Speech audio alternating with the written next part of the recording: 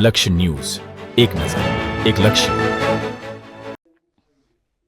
ધાંગ્રધા એક ફાર્મ હાઉસમાં ગઈકાલે થયેલ ફાયરિંગ મામલે 3 શખ્સોને ઝડપી પડ્યા. જૂની અદાવતમાં ફાર્મ હાઉસમાં ઘૂસી તોડફોડ કરી અને ફાયરિંગ મામલે નોંધાઈ ફરિયાદ નોંધાતા 3 આરોપીઓને ધાંગ્રધા તાલુકા પોલીસે ગણતરીની કલાકોમાં ઝડપી પાડ્યા. ત્રણેય શખ્સોને ઝડપી પાડી કાયદેસરની કાર્યવાહી પોલીસ દ્વારા હાથ ધરવામાં આવી. રાજદીપસિંહ ઝાલા નામના વ્યક્તિ અગાઉ પણ પાશાનો આરોપી હોવાનું પ્રાથમિક તપાસમાં ખુલવા પામ્યું. Bureau report Brijesh Trivedi, Surendranagar.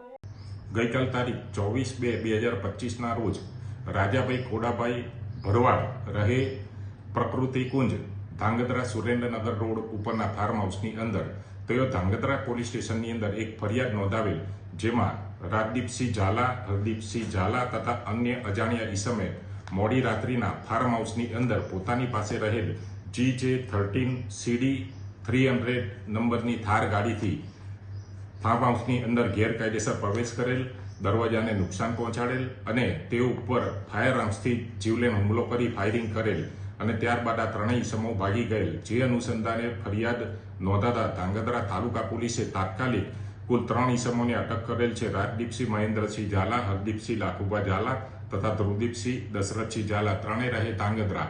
તેઓમાંથી રાજદીપસિંહ મહેન્દ્રસિંહ ઝાલા અગાઉ પાસામાં જેલની અંદર જઈ આવેલ છે તથા તેના વિરુદ્ધની અંદર પણ વિવિધ ગુનાઓ નોંધાયેલા છે. આ ત્રણેય ઈસમોની અટક કરીને આગળ રિમાન્ડની કાર્યવાહી હાથ ધરવામાં આવેલ છે.